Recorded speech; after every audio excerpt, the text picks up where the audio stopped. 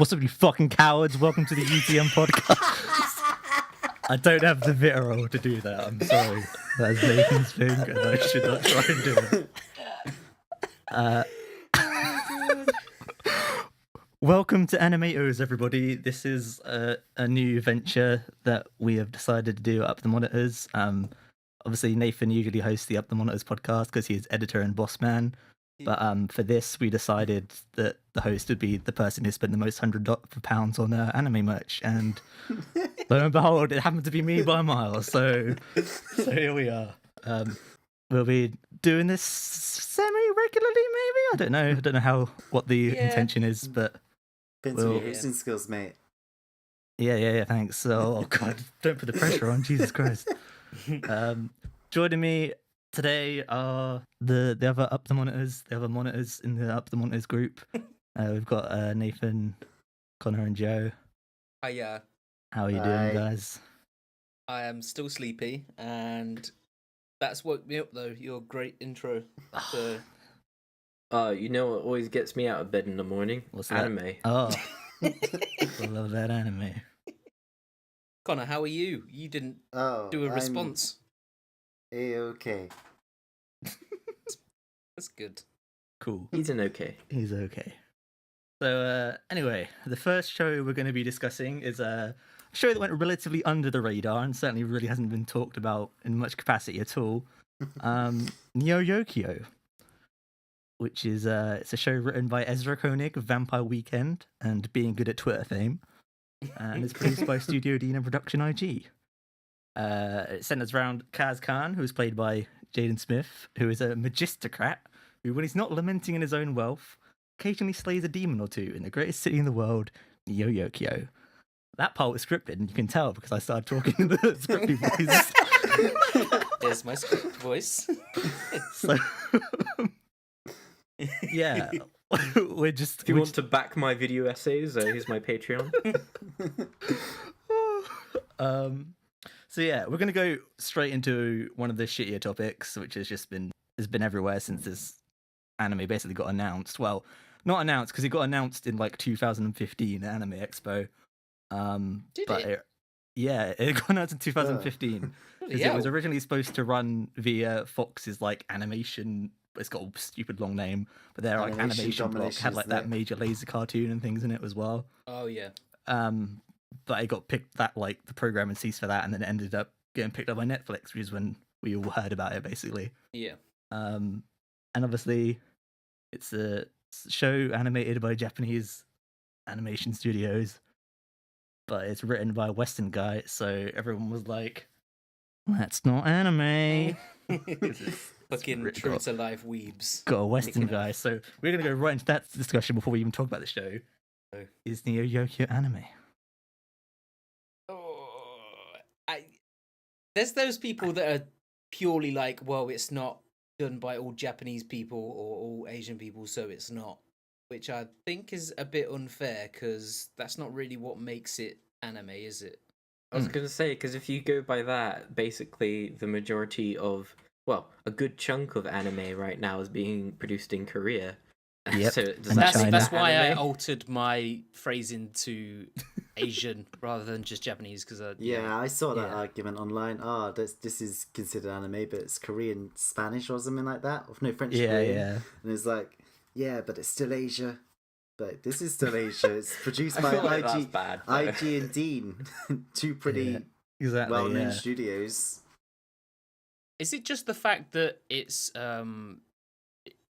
not in Japanese, like the voice? It's all English. I think the thing is, people do so many kind of like mental gymnastics to try and prove that things aren't anime. They're like, it wasn't aired on Japanese TV. It's not made for a Japanese audience, so therefore it's not anime because it's not for Japanese people. And it's like, well, I kind of see the point, but you're wrong. Kind of, but anyway. So when you look at it stylistically, it's definitely anime. Yeah, absolutely. I saw Ezra Koenig saying that it's just a cartoon that pays tribute to anime. That's what I would say is probably a cartoon that is stylistically anime. I think it's just a blending of anime and Western. More of his influences and almost, I guess, like storyline feels more cartoonish. Yeah, I guess. But like when I watched it, I didn't really think of any like animes I'd watch. I thought more of like, say, early year Cartoon Network shit I used to watch when I was a kid.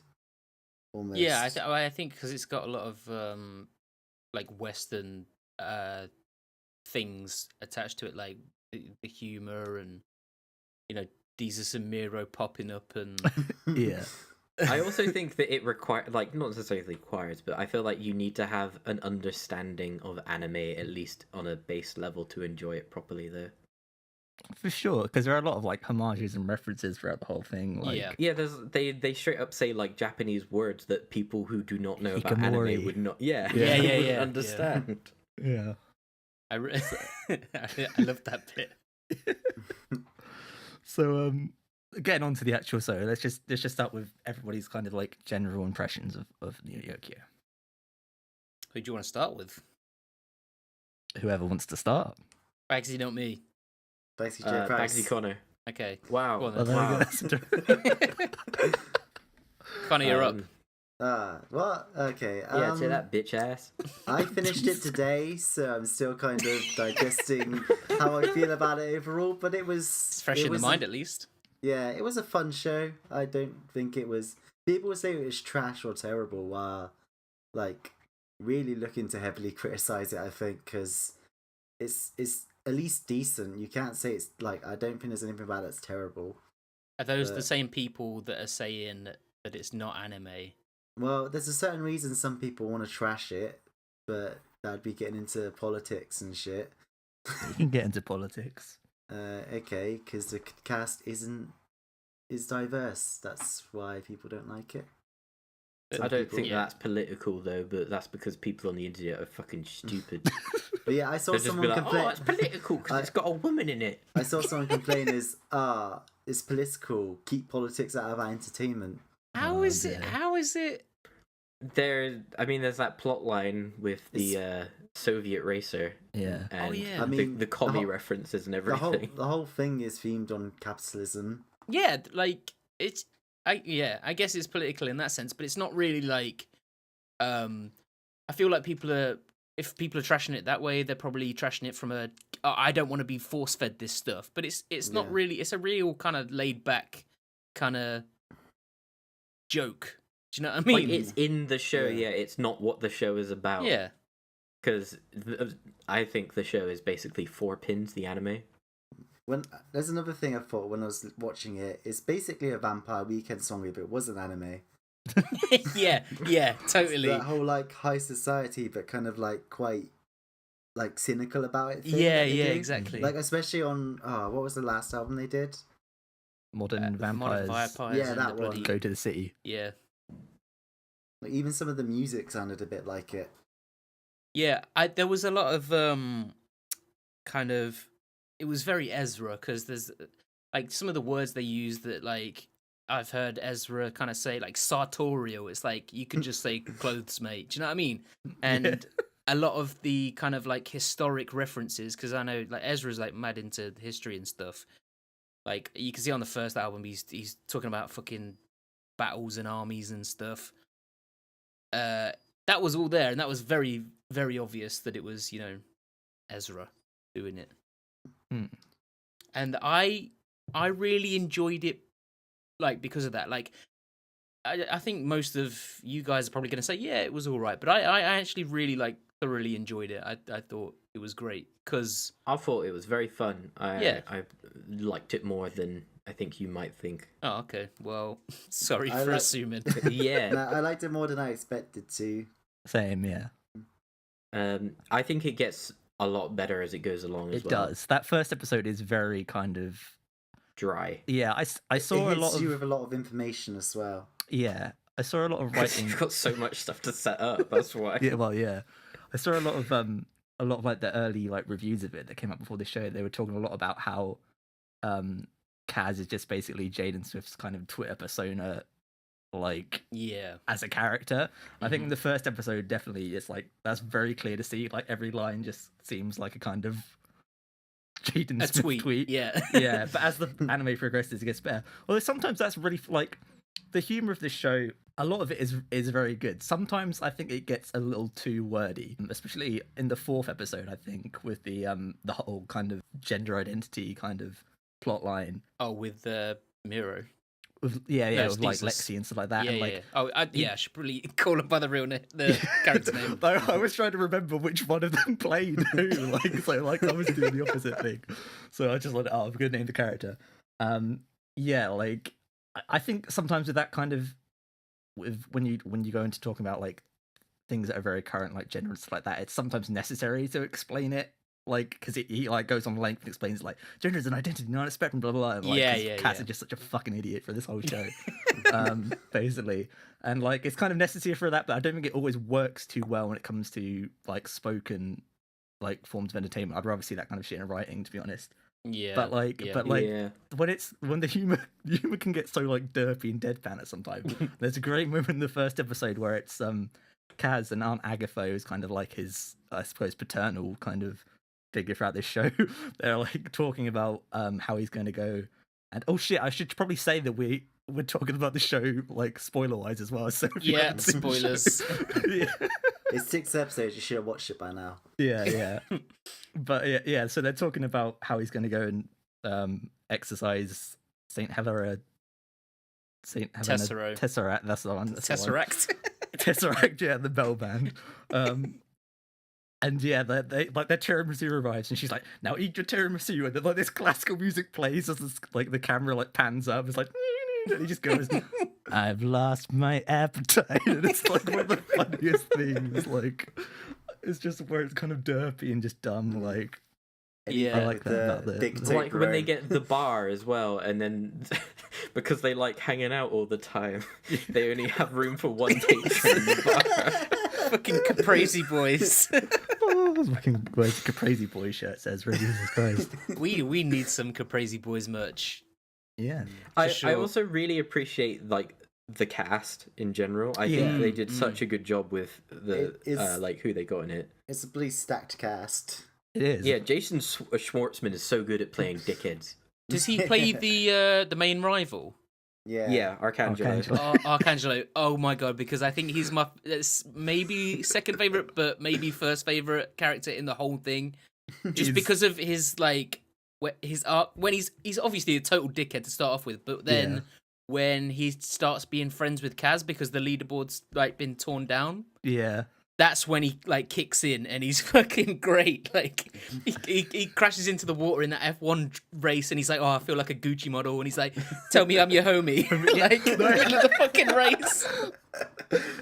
That's the greatest part, because like I thought this analogy when he said like when he was like he's in the let me call you a homie and I'll help you out. Like he's that one douchey guy who kind of like has like a really like moral high up standing and he thinks himself like better than people of color, but Yeah. secretly he kind of seeks their validation as well. Yeah, so he's yeah, like the yeah. kind of guy that goes up to like at a party would go up to a black guy and be like, "It's cool if I use the N-word, right?" Like when a rap song is playing Yeah, or something yes, like that. yes. That's exactly that kind of character. That's exactly the guy, and because it's a character, it's fucking hilarious. Yeah, like, yeah. That kind of you know. reminds me of Atlanta has a character like that in like the 2nd or 3rd episode. Yeah, the radio guy. Yeah. It was the same thing, but I mean that kind of felt more awkward to me because it was like a real human being, not a cartoon. Do you know what I mean? And it was like, oh shit, this guy, fucking hell. Yeah, no, Like, that's they- exactly the they- same guy though. Exactly the same. They kind of even guy. did great with like the guest stars and stuff like that and everything because they cast some of those characters so perfectly. But then there's also like Richard Ayoade like voicing like So a many, load of yeah. random people. It doesn't work. It's It so doesn't work weird. at all because he's got such a distinctive voice. I know, and that's what makes it so funny. And then there's Ray Wise like voicing like a couple of people as Is that- well. It's really I did not He notice just that. It's really weird because you can just notice it very occasionally at times. I think. And the- then Carry on. there's Stephen Fry in that one episode though, and that Yeah. works because it really caught me off guard when he like keeps dropping the F word word, in the yeah. episode. Like stuff like that. I think it really, it's like it's not very crude, but they know when to take advantage of the fact that they don't have to censor themselves for Netflix. Mm. Stuff. It's just I don't know. I think that basically they were told, "Oh, well, you've got this much budget," and then Ezra was like, "Okay, who's my favorite actors?" Yeah, And then hit up loads of random people as well. because they really didn't want Jaden Smith, did they? The people who were working it, they didn't want him to. They were like, "Oh, Jaden Smith's an actor too, I guess." Like, Well, what? I thought he Yeah. was great Yeah, as no. like a detestable kind of hero. Like he was just like, it's like we're following you, and you're supposed to be doing all this stuff to save the city, but you can't be asked. You want to just dress nicely, and you worried about. It's just like, oh god, you're such an asshole, but you're also like Jaden Smith, so it's kind of tearing me in two. But it's a good it's a good that divide. casting is perfect. Like yeah. you can tell that the character was like wrote with him in mind and everything. Yeah. And then I suppose like the other perfect casting, obviously besides Jesus and Miro, is like Jude Law. Yeah. as Oh, well. it's the robot. Yeah. yeah, Jude Law is like, a mecha. It's so, Jude Law as a mecha. Never would have thought it worked, but hey, Who voiced Helena Cesaro? I don't know what it was about her voice, but it was just so like soothing. Tavi Gevinson. No idea who that is, but No, shout out to her she- because she has a wonderful She's voice. only 21. Wow, Oh, yeah, she had a great that's voice. why I've never heard of her. But yeah, I Um, the Richard Ayoade thing, I feel like that was just like a little running in joke Yeah. rather than something. must have been. Do you know what I mean? Because every time he popped up, like hello, and I'm looking at M, like oh shit, there he is again. They must have It's just put that in Khan. for jokes, you Just know. like in his voice. There were some really funny ones though, because there's Peter Serafinowicz doing that as well. Like you can occasionally hear him in random characters, and then there's Willow Smith turning up as one of the Hellenists. Hellenists, yeah. Yeah, and then but Richard Ayoade like just sticks out like a sore thumb in really it. It's does. incredible. I wonder if he does Like- to other people, or it's just because we know him. Like, I don't know what he's done outside of like IT crowd and British television, I guess. You know what? He hasn't actually done that much outside of like British television. He was in a movie with like Vince Vaughn and Ben Yeah, but that movie Stiller. flopped like terribly. Yeah, in America, but yeah, that's probably why he's a British TV man. Yeah. Oh yeah, he's ridiculously British when he talks. Yeah, for a moment, like I had like a crisis at one point where I was like, wait, is this meant to be set in Britain or New York? Now I'm confused because it's kind of, there is lots of like British kind of like high society and like British voice actors in it as well. But isn't that kind of the point in that it's like kind of like a cultural hot pot type thing, similar Yeah. to how New York is Yeah. anyway? There is going back to Jude Law. There's another one that just comes up, these one-liners that thing. I'm pretty sure this is a New York joke, but for some reason it had me like actually absolutely like cracking up. Like I think it's the third episode where the cultist guy is on the phone, and he's on the phone. Kaz and Jude Law, Charles, sorry, Kaz and Jude Law the Mecha, like are on the roof, and he's like on the phone to him, and they're following him basically because they think he's weird because he's different. Ooh, that's commentary right there. But he takes the taxi and it goes up, and then like Jude Law, because they've been on the phone, and Jude Law's like, he says he's meeting a friend downtown, and yet it appears he is heading uptown. And for some reason, that just like absolutely cracked me up.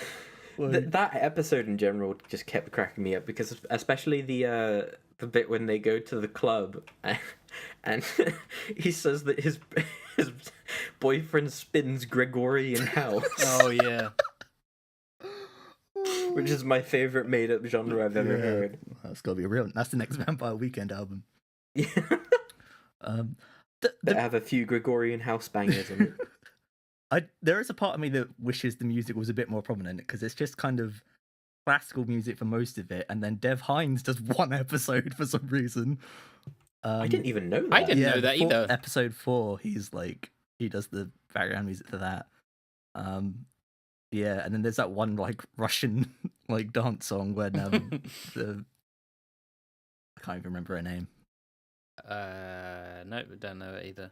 Yeah, but like because I guess it's because so many people involved have like such like a huge involvement with music. I was kind of thinking like, oh, maybe there'd be a bit more on that side. I think Baths did something as well, or did I Misread that. Where was the Dream Daddy equivalent for Neo Yokio? Okay, so were there any glaring kind of issues that you had with the show? Yeah, it's the bloody cat's name.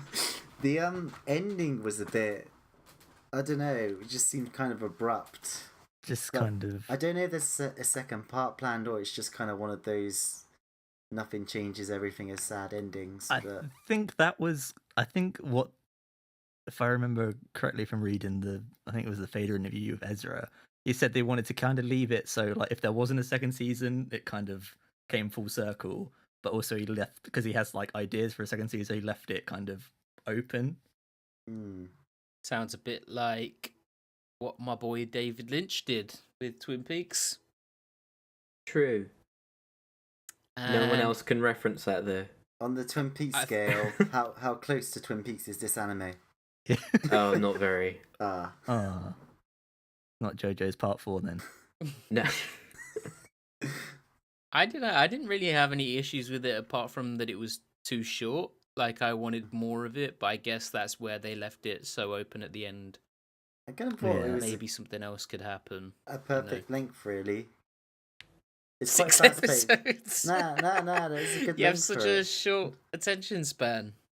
It's like an introductory thing. If there wasn't a second season or anything, it probably is too short, but it works as a good No, I 6 guess episodes. I laugh at you, but no, I think it I think it does have a Thanks. good, it is good length. You're right. My bad. Yeah, it doesn't overstay its welcome, and I feel like if it comes back, it'll be a bit more refreshed because of how brief the runtime was this time around. Yeah. I mean, like you say, it went through like shit, and it might not ever came out. So the fact that we've been seeing it is quite like something, really. But I guess that's Netflix for you. Netflix. I feel very conflicted about Netflix because obviously this came out as a Netflix original, and with like a lot of anime projects, they're doing quite a lot for anime now. Like they're funding quite a lot of. I think I read an article something that says like they've got 60 or 80 like anime projects planned for like the future. Isn't that just stuff? Jesus. Some of it's like licensed stuff, though. Yeah. Some of it's licensed stuff, but some of it will obviously be like stuff that come out as Netflix originals and stuff. So there's that really cool part of it. But then there's also the stuff with like when they do license stuff, like in the West, like it takes like 5 months for it to come out over here, which is kind of frustrating and doesn't really like fit with the kind of typical anime fan consumption model, I guess. Yeah, I guess it's because they want to dub it in so many different languages. Because Yeah, that's true. Yeah, it's a 'Cause they do cartoon usually and come with a lot of dubs. yeah, if it's like, you know, like anime, usually people will just be like, well, I'll just watch it dubbed. No, sub, sorry, because whatever, fuck it. That's what I can get Easier because that way. easier to do it, yeah. But then with how Netflix distributes stuff globally, because when it's a Netflix original, it has to launch in every single place pretty much at the same time. Unless they get regional, you know, licenses for certain shows, like I think what was it, Breaking Bad was Netflix over here, but everywhere else it was obviously AMC.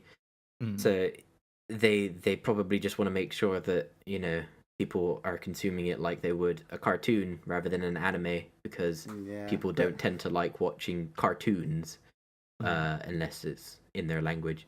Yeah, but unless with it's anime. People like watching it seasonally is the thing. So these shows, if they don't get like simulcast or stuff, they just kind of get lost. Yeah, I still haven't watched Little Witch Academia. Which academic? That's exactly the example I was going to bring up. Like, because the weird thing about that was it aired weekly in Netflix Japan anyway. But like, it goes back to what Joe was saying. I guess it was because they wanted to dub it in so many languages that it took that extra couple of months. It came out in 2 parts as well. It was like really weird. Well, Netflix kind of have started doing that because, you know, they've got that reputation for dropping everything all at once. Yeah. And then they realize, oh shit, this is like a really bad way to do things for certain series because we don't know if this is going to be a success. We were just going to spend so much money on a series, like produce a whole season of a show, not even just a pilot, and maybe fuck ourselves over. Yeah, I feel like the Netflix approach is throw a lot of shit at the wall, see what sticks. But the good thing is, I think a lot of things, well, not a lot of things, but more than I expected is actually sticking. Like, I've been enjoying a lot of like Netflix original stuff, so Actually, when I think about that, like something like Neo Yokio is very creator driven, and that's something Netflix are quite good at doing. Like, Yeah. I'd say Yeah, something true, like yeah. Master of None, that's like entirely like Aziz Ansari's vision. I feel like it wouldn't be as good as if it was on like any other like TV station, because they Yeah, if he had to bend to the will of Yeah. ABC or something. They've also got Real Rob, Rob Schneider's show. Oh god. What? Real Rob. I love creator driven content. Is that a reality TV show? It's basically Louis, but with Rob Schneider instead. So if you could make that show more insufferable somehow. Oh my god. Oh dear. Classic tangent. Classic tangent. Yeah, I don't really know if there's much more to say. Unless someone else has something. Any final thoughts? Thoughts, yeah. Good show. I want to see another season of it. I do as well. Yeah, definitely. I want to see a new Vampire Weekend album.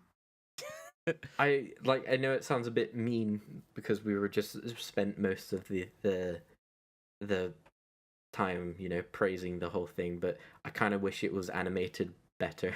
Better, yeah. That's the thing, like the colour. That's my boy Studio Deen. Studio Deen, who are very renowned for either having very plain animation or going all in.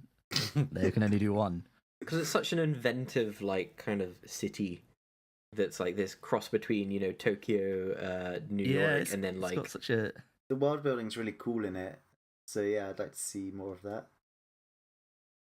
Yeah, I kind of like how it's like half of it's underwater and shit, and poor people live in them certain. You know what I mean? It's a unique sort of. It's just like real life, Nate. I don't live underwater, and I'm definitely poor. I'm sorry, are you bloody SpongeBob? Oh dear. Maybe Wish I was. Is Sponge... Is SpongeBob anime? No, Pinguis. Pingu in the sea. My final thought is shout out Dizmiro, because they fucking just went into the show being Dizmiro and it worked. Worked, yeah. And it was fucking wonderful. I was very impressed with that. The cast are very much themselves, and it's kind of It's very interesting to see Deezus Miro interacting with a mecha played by Jude Law. Yeah. So strange. Like, you wouldn't put them in that situation at all. Like, not at all. Only an anime. Or cartoons. Shout out Caprese Boys. I think it's like a really kind of loving tribute to like a lot of anime tropes, as well as just being like, Fashion, the TV show. It's kind of just a really cool, what's the word? I guess the boring word is a combination of just loads of disparate things, and it's just fun. Amalgamation. That's the one. You can I almost said enagel, and I was like, oh, that sounds bad. It's Sounds definitely like that place where people get their dicks out. No. It's definitely Ezra's brain, though. It's a show. Yeah. Yeah.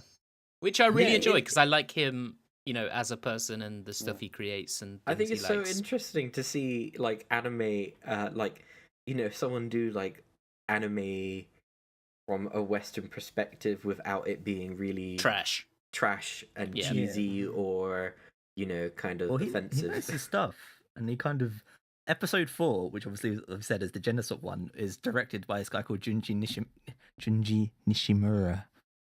Botched anime, probably. Botched Japanese. Botched anime. Yeah, who's some anime lessons recently? But he directed Ranma One Half, which is another Studio Deen anime, and that's all about a guy who, when he gets splashed with cold water, he turns into a girl. Ah, I see the connection there. Yeah, exactly. Like, when you know that, you're like, oh, this episode is basically an entire homage to that anime, and they got the person who directed it to direct this episode. So that's nice. I think that was pretty cool. Is Kaz a magical girl? Let's go over to Magical Girl Specialist Connor Kaz for what I'm afraid he is neither a girl nor magical. He is magical. He can do fucking Hadoukens. He's not magical. He hasn't got a sword. Do a bloody Hadouken, Kaz.